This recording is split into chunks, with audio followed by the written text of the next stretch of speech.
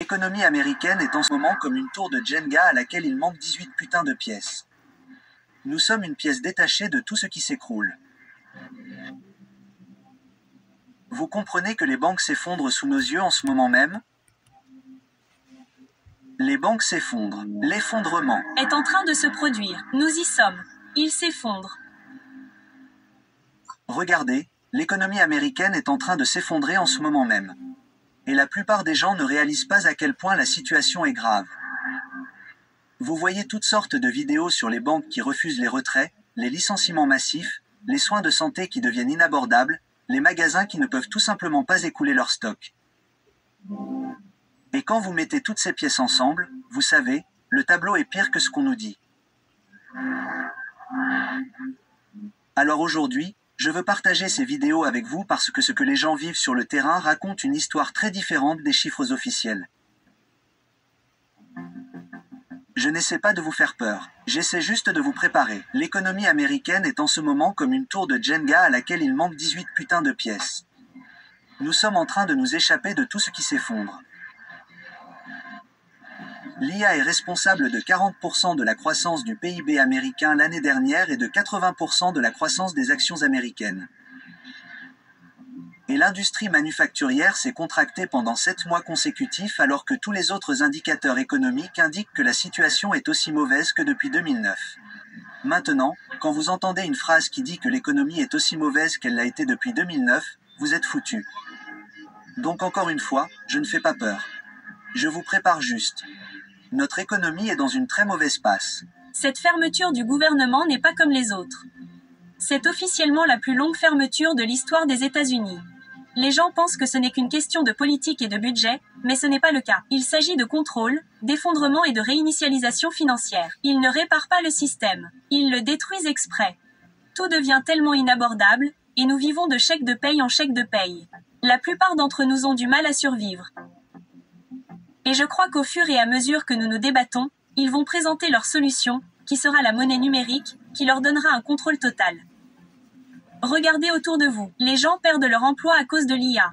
Le dollar perd de la valeur et l'inflation ne cesse de croître. Chaque fermeture, chaque crise, chaque solution qu'ils créent nous rapproche d'un système numérique. D'autres pays nous ont déjà montré comment cela fonctionne. Le Nigeria a imposé l'argent numérique.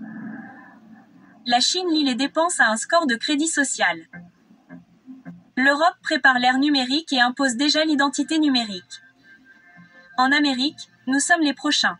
Je ne pense donc pas que cette fermeture soit temporaire. Je pense qu'elle est transformationnelle. Elle est conçue pour détruire la confiance dans l'ancien système afin qu'il puisse déployer le nouveau. Le nouveau système sera entièrement numérique. Ce que montrent ces vidéos, c'est une économie soutenue par un secteur pendant que tout le reste se contracte.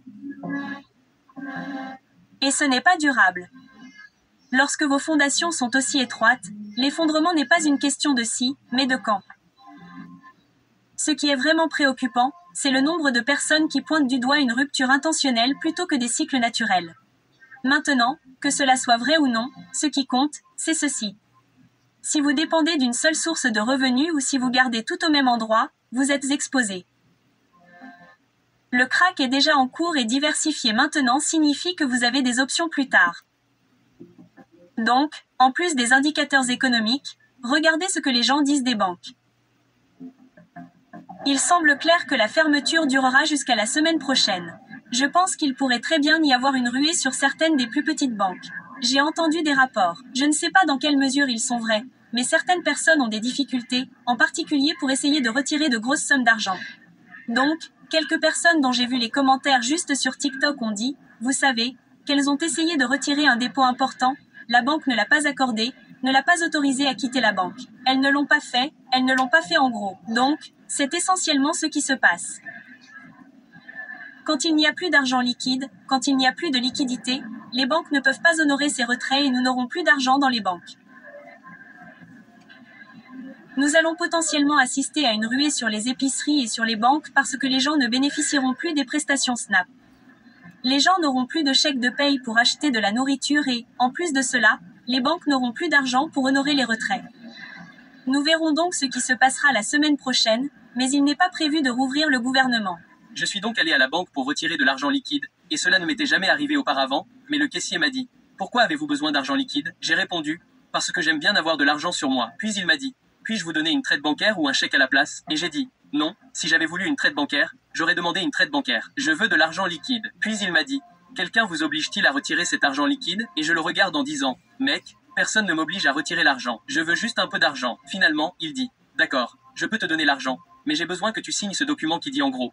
Tu sais, je t'ai proposé ces options alternatives, et en gros, si tu te fais braquer, la banque n'est pas tenue responsable. » J'ai dit « Pas de problème. Signez le document, récupérez mon argent. » Mais est-ce que c'est juste moi ou est-ce que c'est vraiment bizarre? Ça ne m'est jamais arrivé avant. Je ne sais pas si ça vous est déjà arrivé, mais je vais juste à la banque pour retirer mon propre argent, pour lequel j'ai travaillé dur, et ce n'est même pas grand-chose, juste quelques milliers de dollars, et je suis soumis à un interrogatoire complet juste pour retirer de l'argent. Donc, je ne sais pas, je n'aime pas vraiment ça, cependant. En gros, les gens n'ont pas de chèque de paye qui rentre pour pouvoir, vous savez, juste aller payer leurs factures. Donc, ils doivent aller à la banque et retirer l'argent de leur compte et aller payer ses factures ou faire ses courses. Et les banques n'ont pas vraiment d'argent disponible parce qu'elles l'ont prêté ailleurs. Et donc, les banques doivent emprunter sur le marché des liquidités d'urgence, qui est adossé à des obligations et des titres adossés à des créances hypothécaires.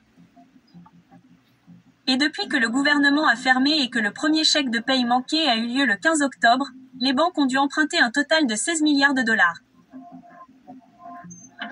Et les gars, ce n'est pas vraiment une bonne chose parce que tôt ou tard, les banques n'auront plus votre argent à vous rendre. Comprenez-vous que les banques s'effondrent sous nos yeux? En ce moment même, les banques s'effondrent. Du 15 octobre à aujourd'hui, elles ont pris 16 milliards de dollars. 16 milliards du marché des pensions. Ce est à cet instant précis que la Fed injecte des liquidités aux banques, via un document similaire à un reçu. Ce n'est pas bon. Elles n'ont pas été utilisées depuis 2020. Ce n'est pas quelque chose qui est censé être un remède. C'est un pansement à un problème bancaire. Et maintenant, avec cela, c'est une démolition du système. Encore une fois, tout ce shutdown du gouvernement, toutes ces mâchoires coupées avec Amazon, UPS, d'autres endroits comme Target, c'est la réinitialisation. C'est comme regarder un accident de train ou de voiture au ralenti, le regarder se dérouler juste sous vos yeux, et vous n'avez aucun pouvoir, aucun contrôle dessus. Tout ce que vous pouvez faire, c'est regarder, observer et faire ce que vous pouvez pour essayer de préserver la stabilité financière que vous avez, que ce soit des métaux précieux. J'entends dire que certains investissent en crypto. Je suis esquissé par la crypto parce que c'est leur objectif. Une monnaie numérique sur la blockchain, tout suivi et tracé, tout surveillé par la gouvernance de l'IA. C'est l'avenir qu'ils essaient de construire, à injecter. Ils veulent se débarrasser de l'ancien système, en particulier avec la façon dont le gouvernement fonctionne actuellement, et mettre en place un nouveau système où les entreprises contrôlent tout. Regardez qui finance cette nouvelle salle de bal. Allez-y, faites des recherches. Toutes ces entreprises qui sont impliquées, je suis sûr qu'elles ont l'intérêt du public à cœur. Je suis sûr qu'elles nous aiment vraiment, nous les petits paysans du monde. C'est tout simplement incroyable de vivre en cette période. Tant que cette fermeture du gouvernement se poursuit, tant que 670 000 fonctionnaires américains ne reçoivent pas de salaire, et si cela devait continuer jusqu'au 1er décembre, cela représente environ 21 milliards de dollars et plus qui ne rentrent pas dans le système. Cela signifie que les cartes de crédit ne sont pas payées. Cela signifie que les prêts hypothécaires ne sont pas payés. Ça signifie que les paiements d'hypothèques ne sont pas effectués. Et cela commence toujours par les subprimes et nous en constatons déjà les effets. Donc, comme le montre la figure 1, les prêts hypothécaires ne sont pas payés. Tant que la fermeture du gouvernement et le resserrement des dépenses se poursuivront, il est probable que nous assisterons à une crise de liquidité de plus en plus sévère et que les banques emprunteront davantage d'argent ou mettront en gage davantage de titres, de bons du Trésor et de CMO auprès de la Fed au jour le jour afin de pouvoir honorer leurs obligations.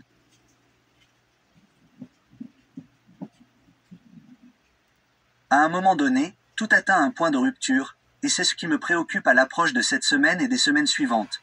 Le marché des actions, la liquidité sur le marché des actions, se contracte et si elle se contracte de plus en plus, il est probable que ce marché va chuter considérablement. Ces vidéos bancaires montrent quelque chose de vraiment grave. Des personnes sont interrogées pour des retraits, des banques empruntent auprès de services d'urgence, Des clients se font refouler. Ce ne sont pas des opérations bancaires normales. C'est de la gestion de crise. Et voici ce qui rend la situation pire que ce que la plupart des gens pensent. Cela se produit alors que la plupart des gens pensent encore que leur argent est en sécurité et accessible. Le temps que tout le monde comprenne qu'il y a un problème, il est trop tard. C'est pourquoi avoir de l'argent liquide à la maison n'est pas paranoïaque. C'est une préparation pratique à ce qui va se passer. Ça commence déjà. Et c'est vraiment inquiétant ce qui se passe avec l'emploi en ce moment. 950 000 Américains ont été licenciés rien que cette année. 950 000. J'en fais partie. Si vous voulez me soutenir, il vous suffit de regarder cette vidéo. Vous pouvez également soutenir le podcast si vous le souhaitez. Maintenant, 950 000, ça touche principalement les femmes. Ça touche encore plus les femmes noires, n'est-ce pas? Ça commence avec le gouvernement fédéral qui a licencié un tas de gens par le biais de Doge. Ça se répercute sur Amazon, CBS, UPS, Intel, et tant d'entreprises ont annoncé des licenciements ou les ont déjà fait parce que toute notre économie est en contraction. Et quand on parle de chômage, on dit toujours que les chiffres oscillent entre 4 et 5%. Mais quiconque étudie les emplois dans ce pays vous dira qu'environ 25% de nos Américains employés sont sous-employés ou au chômage fonctionnel. Ils ont des emplois à temps plein, mais ils ne peuvent pas payer leur putain de facture. Tout ça, d'accord, j'ai une très mauvaise nouvelle pour tout le monde. En fait, nous cessons immédiatement toutes les opérations. Nous avons renvoyé les centres d'appel à l'Est. Nous déposons le bilan. Pour les personnes que nous avons intégrées. Est-ce que nous les appelons pour leur dire ceci ou est-ce que les RH s'en chargent? C'est une bonne question. Si vous êtes vraiment frustré, dites-le nous. Si vous avez l'impression d'être en état de choc ou si vous savez, reconnaissez simplement où vous en êtes, car cela reflète le processus de deuil. Alors prenez soin de vous comme si vous aviez perdu quelque chose, car c'est le cas. Nous l'avons tous fait. Voilà. Bien, au revoir, au revoir.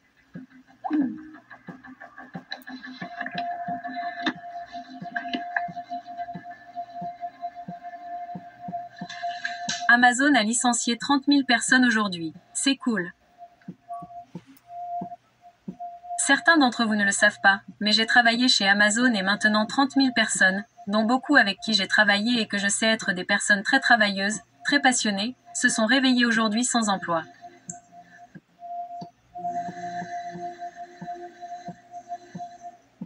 Et c'était juste avant Noël. General Motors vient de licencier des centaines de designers, ingénieurs, et cela juste après avoir annoncé de solides bénéfices. Et c'est un rappel à la réalité pour tout le monde, y compris moi-même. La sécurité de l'emploi en 2025 ne concerne pas seulement les performances. C'est une question d'adaptabilité. GM a déclaré qu'il se restructurait pour renforcer ses capacités de conception de base. Maintenant, vous vous demandez peut-être pourquoi vous licencieriez vos ingénieurs concepteurs. Oh, cela peut se traduire par le fait que même les plus performants peuvent être licenciés si leur rôle ne correspond pas aux nouvelles priorités comme l'automatisation et l'IA. Cela ne se produit pas seulement chez GM. Hier, nous avons vu qu'Amazon a licencié environ 4% de ses effectifs et cela pourrait aller jusqu'à 10%. UPS vient de supprimer 48 000 emplois, les gars, mais ne vous inquiétez pas, c'est pour améliorer l'efficacité. Ils ont dit que les robots n'avaient pas besoin de soins de santé. La plupart des licenciements ici, disent-ils, proviennent de cadres intermédiaires d'entreprises et de postes d'entrepôt ciblés par l'automatisation. En d'autres termes, cela concerne tout le monde. 48 000 emplois supprimés, sans conséquence, impossible. Que tout le monde soit concerné et que tout le monde soit systémique. Je ne vais donc pas m'étendre sur la question de savoir qui est responsable de cette situation ou ce qui va se passer. Mais lorsque vous supprimez 50 000 emplois dans un secteur public majeur comme celui-ci, cela nuit vraiment à l'économie et l'inflation est déjà folle. Alors, faites-moi part de vos réflexions. Quel impact cela aura-t-il sur l'avenir? Parce que nous avons déjà plus d'1 million de licenciements en 2025. Intel vient d'annoncer cette semaine qu'il allait licencier 24 000 personnes. 24 000 personnes supplémentaires vont être licenciées. Et c'est ce qui se passe avec la restructuration de l'IA. Pourquoi tant de personnes sont-elles licenciées? Je peux comprendre le changement économique, car même en tant que chef d'entreprise, j'ai besoin d'embaucher quelqu'un d'autre. Et je me dis que je ne sais pas. Si vous me suivez, vous savez que j'aide les gens à gérer leurs finances depuis environ 17 ans maintenant. Bientôt 18 ans. De toute ma carrière, je n'ai jamais vu cela. Nombre de personnes qui gagnent bien leur vie et peuvent joindre les deux bouts. Vous étiez déjà en difficulté et vous travailliez pour cette grande entreprise où vous pensiez être en sécurité, et maintenant ils annoncent qu'ils vont procéder à des licenciements massifs et à une restructuration majeure. Cela ne va faire qu'empirer. Ce que révèlent ces vidéos, c'est que près d'1 million d'emplois ont disparu et ce ne sont pas des licenciements dus à la récession. Ce sont des entreprises rentables qui remplacent les humains par l'automatisation de manière permanente. Ces emplois ne reviendront jamais. Et voici le pire. Les chiffres officiels du chômage ne reflètent pas les véritables dégâts, car ils ne prennent pas en compte les personnes qui ont abandonné leurs recherches ou qui sont sous-employées. Donc, lorsque vous entendez que le chômage est bas, ce n'est pas tout. La vraie question est de savoir quelle est la prochaine étape lorsque votre travail est automatisé. Car attendre que cela arrive vous laisse dans l'embarras.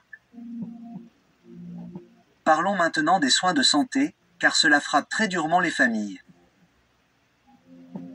La situation de l'assurance maladie aux États-Unis est officiellement délabrée. Elle ne peut pas être réparée. C'est comme le naufrage du Titanic. L'iceberg est le gros et beau billet. Il a coulé. Notre système. Le système était déjà dégueulasse. Mon assurance maladie pour 2025 pour ma famille, ma femme, mon fils et moi-même était de 1 500 $ par mois. Elle est passée à 2 150 $. Cela représente 600 à 700 $ de plus par mois. C'est juste le prix d'entrée. C'est le prix de couverture. Ensuite, vous avez vos quotes-parts. Le montant total maximal à payer pour ma famille en 2026 sera de 20 000 $. Le marché de l'assurance maladie vient d'ouvrir aujourd'hui ici dans l'Oklahoma et je suis allé voir mon régime actuel et il va augmenter de 160%.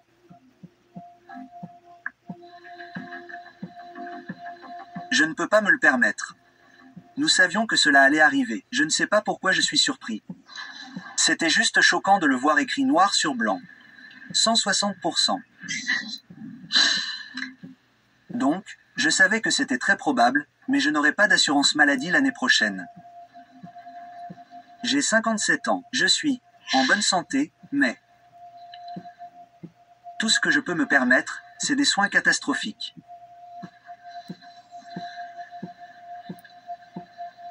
C'est le pays le plus riche du monde.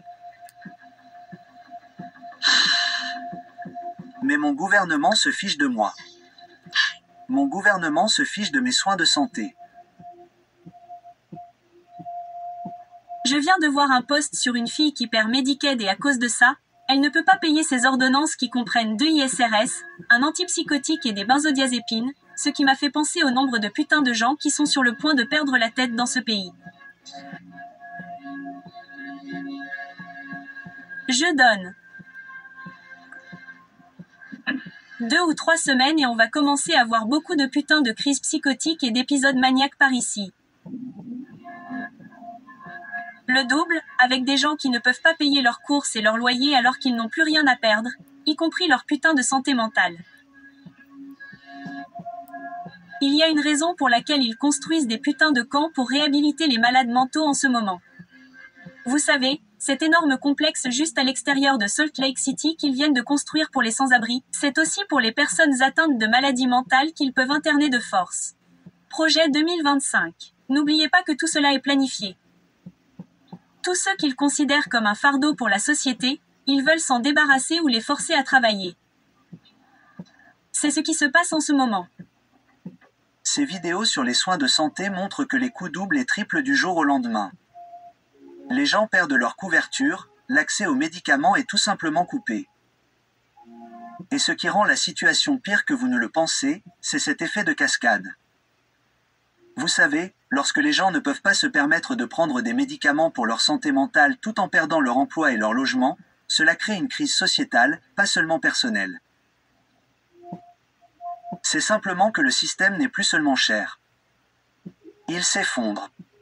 Les familles ont donc besoin de plans de secours et elles en ont besoin maintenant. Des cliniques gratuites, des programmes d'aide à la prescription, une couverture alternative, car supposez que vous garderez ce que vous avez est dangereux. Et voici quelque chose que vous pouvez constater par vous-même. Regardez ce qui se passe dans les magasins. Une récession arrive très, très bientôt. Et je le sais parce que tous les magasins de détail dans lesquels je suis allée au cours du mois dernier ont un tel surplus de stock de tout. Je n'ai jamais vu autant de désordre de ma vie. Tout d'abord, Home Goods, Marshalls, TJ Maxx, Ils ont tellement de choses d'Halloween, qui est dans 3 jours, qui n'ont pas bougé. Et malgré les promotions, les soldes, les réductions, les gens ne font pas leurs courses. Je suis allée chez Old Navy hier pour retourner quelque chose et ils avaient tellement de présentoirs sur roulette qu'ils ont monté pour mettre le stock supplémentaire que si le pompier allait chez Old Navy, il les trouverait. On ne pouvait même pas passer à travers. Honnêtement, j'ai dû me faufiler entre 2 des présentoirs. Je n'avais jamais vu un tel excédent de stock auparavant.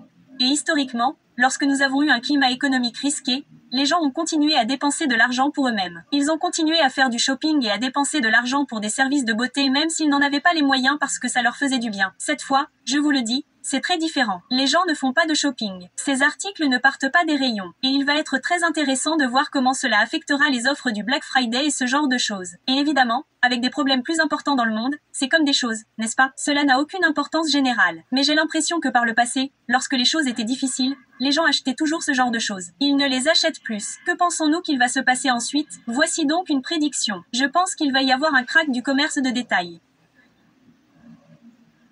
Je pense qu'il y a une bulle géante en ce moment pour des conneries qui n'en valaient jamais la peine et dont les prix ont grimpé en flèche. Et pour une raison quelconque, les gens y ont adhéré et ont laissé cela se produire. Mais je pense que de plus en plus de gens commenceront à réaliser que ces choses n'en valaient jamais la peine et qu'ils vont arrêter d'en acheter. Et pour ne citer que quelques exemples, ces tenues de sport bon marché en polyester et en élastane qui coûtent plus de 100 $ pièce. Ces maillots de bain faits de 3 fils de tissu qui coûtent plus de 100 à 200 $ pièce pour les cafés et les lattes. Ça devient tellement dingue que ça va devenir complètement fou. Insoutenable. Soins de la peau, maquillage, et nous savons que leurs marges sont exorbitantes parce que leurs bénéfices sont exorbitants. Ces entreprises augmentent leurs bénéfices de façon exponentielle année après année en augmentant de façon exponentielle les prix de ces déchets qu'elles nous vendent. Et lorsque ce krach se produira, ces entreprises seront obligées de baisser leurs prix ou de mettre la clé sous la porte. L'autre jour, j'ai fait une vidéo et j'ai dit que je craignais que nous assistions à la première étape de la fin du gouvernement américain avec le shutdown. Et j'ai dit que je ne voyais pas le gouvernement rouvrir. Je ne pense vraiment pas que cela soit faisable. J'ai également dit dans cette vidéo qu'il s'agissait d'une situation politique de prise d'otage intentionnelle, n'est-ce pas? Maintenant les banques, si vous ne pouvez pas directement établir une corrélation entre la façon dont les banques sont.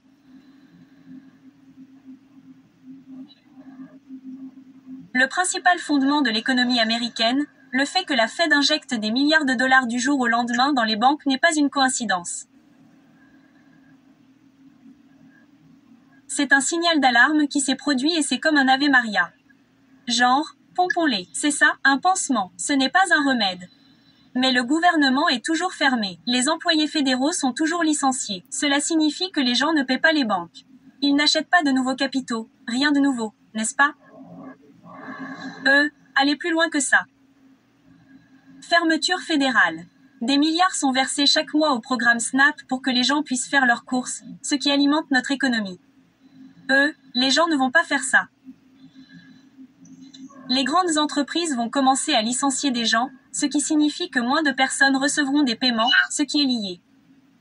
Tout est lié. Nous avons été témoins l'autre jour. Laissez-moi revenir en arrière sur ce que je viens de dire. J'ai dit, je crains que nous ne soyons témoins. Non, nous assistions à la chute du gouvernement américain, comme si cela se produisait en temps réel sous nos yeux en ce moment même. Nous en sommes les témoins directs, comme si c'était ça, c'est en train de se produire, comme si l'effondrement était en train de se produire. Nous y sommes. Il s'effondre. C'est ce qu'il est en ce moment. Nous devons le laisser s'effondrer. Il n'y a pas de solution. Réparer ce qui se passe. Il n'y a pas moyen de le réparer. Et ouais, il dit, on va financer en partie le SNAP ce mois-ci. Par exemple. Parce que le gouvernement va encore fermer le mois prochain. Ce n'est pas. Je ne le vois pas rouvrir. C'est comme si c'était la chute du gouvernement américain. Ce que ces vidéos montrent, ce sont des magasins remplis de stocks qui ne se vendent pas. Ils ne se vendent pas même avec des rabais importants. Et historiquement, les gens continuent d'acheter de petites choses même en période de ralentissement. Mais pas cette fois. Cela montre que les dépenses de consommation, qui sont le moteur de la majeure partie de notre économie, ont fondamentalement changé.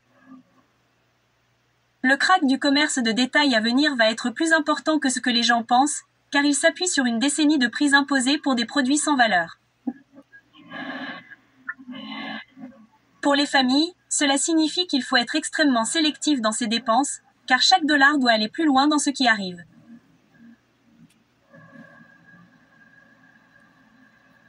Donc, voilà la réalité. Le krach n'arrive pas. Il est déjà là. Le système bancaire est sous tension, les emplois disparaissent définitivement, les soins de santé sont inabordables, les dépenses de consommation sont à l'arrêt. Et c'est pire que vous ne le pensez, car ce ne sont pas des problèmes distincts. Ils sont tous liés. Ils se renforcent mutuellement. Comme tu sais, la chose la plus importante. Vous pouvez agir. Et agissez maintenant, tant que vous avez encore des options. Si vous avez un revenu, constituez rapidement une épargne. Si vous avez un emploi, créez des sources de revenus de secours. Si vous avez un logement, assurez-vous de pouvoir vous le permettre si vos revenus baissent. Gardez de l'argent liquide à portée de main. Réduisez les dépenses inutiles et faites-le immédiatement. Établissez des relations locales avec des personnes sur lesquelles vous pouvez compter. Apprenez des compétences qui ne peuvent pas être automatisées. Il ne s'agit pas d'avoir peur. Il s'agit de faire face à la réalité. Le krach est en train de se produire, que nous le reconnaissions ou non.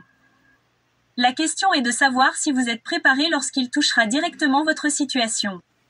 Alors, faites-moi part de vos réflexions ci-dessous. Observez-vous cela dans votre région? Quels préparatifs faites-vous? Je suis vraiment curieux d'avoir de vos nouvelles. J'espère que vous allez bien et j'espère aussi vos